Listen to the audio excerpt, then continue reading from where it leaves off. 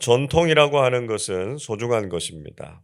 그것은 오랜 시간 쌓여온 좋은 유산일 수 있기 때문이죠. 그러나 전통에 대해서 생각할 때 반드시 조심해야 하는 것이 있습니다. 이 신앙의 차원에서 전통이라고 하는 것은 하나님 중심이기보다는 사람 중심이 될 가능성이 있다는 것이죠. 우리가 인간적인 차원에서 전통을 강조하다 보면 그것이 하나님의 뜻과 말씀을 거스를 수 있기 때문입니다. 교회가 오랜 역사를 가지고 좋은 신앙의 전통을 갖는 것은 좋은 것이지만 하나님의 뜻과 상관없이 그저 전통이라고 고수한다면 문제가 될 수 있다는 것입니다.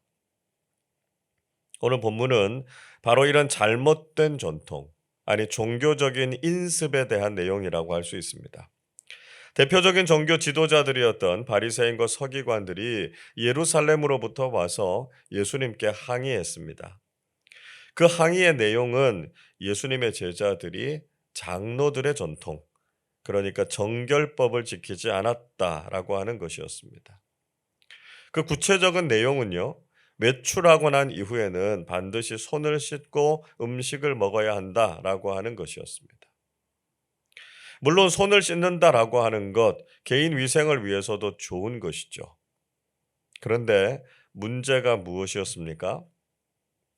이것은 성경에 나오는 율법이 아니라 그저 오래전부터 유대인들이 정해놓은 것이었습니다. 문제는 그것을 마치 하나님의 계명인 것처럼 여겨서 그것을 지키지 않으면 율법을 어긴 것처럼 정죄했다는 것이었습니다.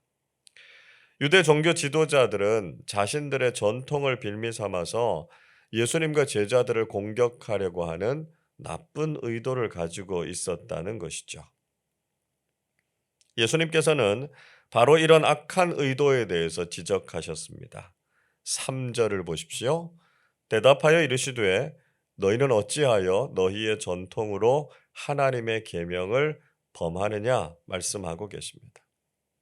예수님께서는 그들에게 자신들의 전통을 가지고 오히려 하나님의 계명을 범했다 이렇게 책망하셨습니다. 그들에게는 전통을 지키는 것이 중요했겠지만 예수님의 관점에서는 하나님의 계명을 어기는 큰 잘못이었기 때문이었습니다. 예수님께서는 또 다른 예로 부모 공경에 대한 말씀을 하셨습니다. 4절 이렇게 말씀하십니다. 하나님이 이르셨으되 내 부모를 공경하라 하시고 내 아버지나 어머니를 비방하는 자는 반드시 죽임을 당하리라 말씀하셨습니다. 하나님께서는 부모를 공경하라 이렇게 말씀하셨고요. 율법에는 아버지나 어머니를 비방하는 자는 반드시 죽을 것이다 이렇게 말씀하셨습니다. 그러나 유대인들은 고르반이라고 하는 전통을 가지고 부모 공경을 소홀하게 했다라고 하는 것을 지적하고 계시는 것이죠. 고르반이라고 하는 말은 하나님께 드림이 되었다라고 하는 뜻이었습니다. 그래서 하나님께 헌신하는 물질은 부모님에게 드리지 않아도 됐습니다. 원래는 사람이 하나님께 헌신하는 것을 아주 귀중하게 여기는 좋은 의미로 이 고르반이라고 하는 것이 사용됐습니다. 그러나 어떤 사람들은 부모에게 드리기 싫어서 일단 고르반 이렇게 선언하고 나서 나중에 부모님이 돌아가시고 나면 그걸 취소하는 거죠. 그걸 되물리고 자신이 그 재물을 차지하는 일들이 있었습니다. 신앙을 핑계대면서 정작 해야 할 부모 공경의 도리를 다하지 않는 악하고 그릇된 신앙의 모습에 대해서 책망하신 것이었습니다. 여러분, 이런 모습은 단지 유대인들만의 문제가 아니지 않습니까? 그리스도인이라는 신앙을 핑계로 우리도 마땅히 해야 할 효도나 형제 우애를 소홀하게 여기는 경우가 있습니다. 기독교 신앙이 제사를 거부한다는 이유로 믿지 않는 부모님께 함부로 대하거나 형제 자매들 사이에서 해야 할 책임을 회피하는 경우도 있죠. 제사는 드리지 않아도 살아계신 부모님께는 더욱 효도해야 하고 부모님께서 돌아가신 이후에도 그 사랑과 헌신에 대해서 감사해야 하지 않습니까? 제사는 반대하지만 제사를 드리는 가족들을 구원하기 위해서 기도해야 하고요. 자신이 해야 할 몫과 책임은 잘 감당하는 사람들이 되어야 합니다. 그런데 신앙을 핑계로 돈이 들거나 수고하는 일은 다 외면해 버리는 얌체 같은 모습으로는 가족들에게 복음을 전할 수 없는 것이죠. 우리가 가족으로서 마땅히 해야 하는 책임과 의무를 다하고 사랑하는 마음으로 가족들에게 복음을 전할 때 가족들을 구원할 수 있다라고 하는 것을 우리는 꼭 기억해야 되겠습니다. 예수님께서는 이렇게 외식하는 바리새인들에 대해서 책망하셨습니다. 그들이 가진 신앙의 문제가 무엇이었습니까? 하나는 그들이 말만 잘하는 사람들이었다라고 하는 것입니다. 8절의 말씀 이렇게 이야기하죠. 이 백성이 입술로는 나를 공경하되 마음은 내게서 멀도다 말씀하셨습니다. 그들이 입으로는 하나님을 공경한다 이렇게 말했지만 정작 마음으로는 하나님을 사랑하거나 경외하는 마음이 없었다는 것이죠. 말과 마음, 말과 삶이 분리된 그들의 신앙을 가리켜서 위선적인 신앙이었다 이렇게 말씀하신 것이죠. 자, 다른 하나는 그들이 하나님의 말씀을 사람의 교훈으로 전락시켜 버렸다라고 하는 것입니다. 9절 보십시오. 사람의 계명으로 교훈을 삼아 가르치니 나를 헛되이 경배하는도다 하였느니라 말씀하십니다. 유대 종교 지도자들은 하나님의 말씀을 가르친 것이 아니라 자신들의 교훈을 가르친 것이었습니다. 하나님의 말씀이 아닌 사람들의 교훈을 가르친 것이었기 때문에 그들은 하나님을 바르게 경배한 것이 아니었다. 예수님께서 그렇게 말씀하신 것이죠. 자, 이런 문제에 있어서는 우리도 예외가 아닐 수 있습니다. 여러분, 우리가 가장 경계해야 되는 것이 무엇일까요? 우리는 말만 번지르르한 신앙인이 되면 안 되는 것이죠. 흔히 사람들은 교회에 다니는 사람들이 말은 참 잘한다 이렇게 비판하는 경우가 있습니다. 우리가 말로는 사랑과 은혜를 이야기하지만 정말 다른 사람들을 사랑하지 못하고 은혜에 합당한 삶을 살지 못할 때가 많습니다. 그래서 우리도 위선적이다라고 하는 비난을 면치 못할 때가 있습니다.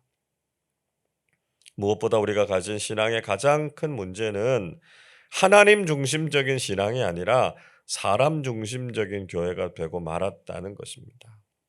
오직 하나님만 드러나고 영광을 받으셔야 하는데 교회 안에서도 자꾸만 사람이 높여지고 사람에게 주목하는 경우가 많아지고 있습니다. 이 시대의 교회가 이 하나님 중심성을 회복하게 될 때 교회의 본질을 되찾을 수 있을 것입니다. 지난 특별 새벽 기도회 때도 제가 잠깐 소개해 드린 것처럼 지난 2월 8일부터 에스베리 대학교에서 부흥이 임해서 매일 24시간 예배가 계속되고 있습니다. 에스베리 부흥의 키워드는요, 하나님께서 이끄시는 부흥이다라고 하는 것입니다.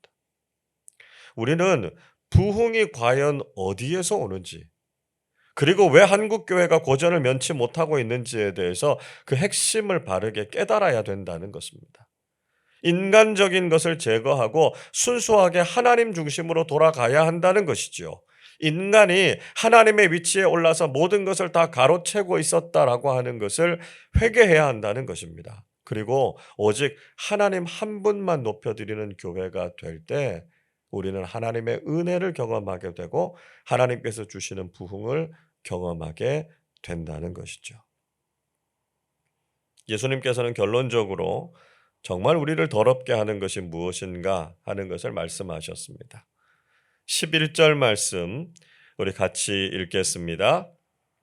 입으로 들어가는 것이 사람을 더럽게 하는 것이 아니라 입에서 나오는 그것이 사람을 더럽게 하는 것이니라. 예수님께서는 씻지 않은 손으로 음식을 먹는 것이 사람을 더럽게 하는 것이 아니다 이렇게 말씀하셨습니다.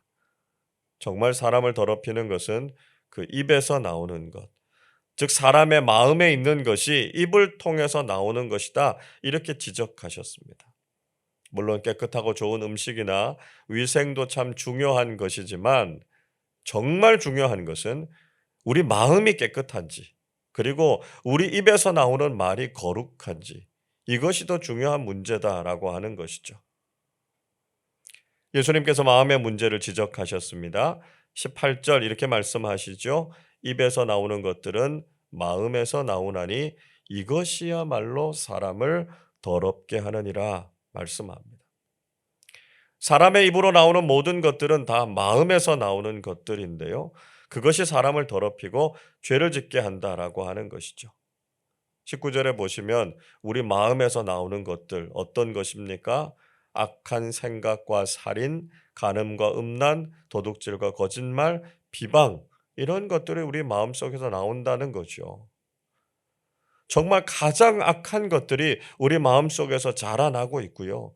그것이 입으로 나와서 다른 사람들을 죽이거나 상처를 주고 있지 않습니까? 20절에서도 이렇게 말씀하십니다. 이런 것들이 사람을 더럽게 하는 것이요. 씻지 않은 손으로 먹는 것은 사람을 더럽게 하지 못하느니라 말씀하셨습니다.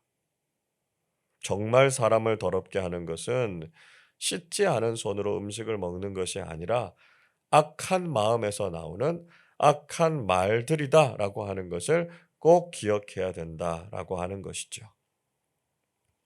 여러분, 오늘 이 새벽에 우리의 신앙을 다시 한번 점검해 보시기를 바랍니다.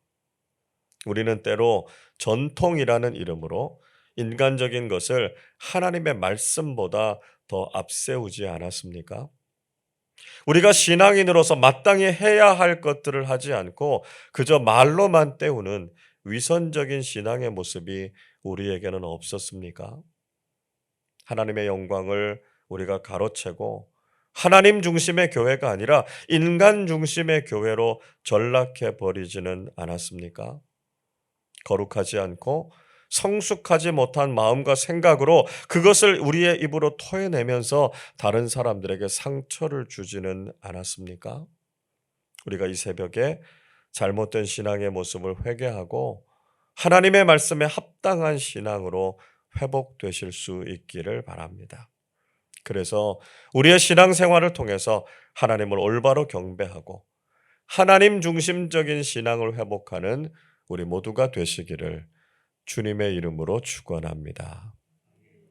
기도하겠습니다. 진리와 생명이 되신 하나님 아버지, 저희들을 구원하시고 바르고 의로운 길로 인도해 주셔서 감사드립니다.